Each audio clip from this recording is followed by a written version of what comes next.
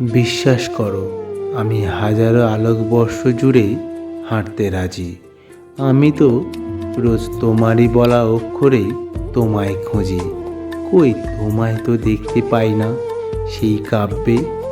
আমার গোলাপটাকে আজ বড্ড রোগে ধরেছে, শুধু করছে তোমায় দেখার বায়না।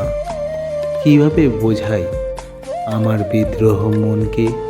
আমরা বাঁচি সমীকরণ করে।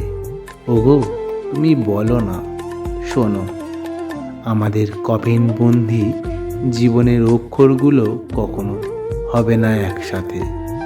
আমি আগ্রাসী খুব তোমার ওই তীক্ষ্ণ নিঃশ্বাসের জন্য।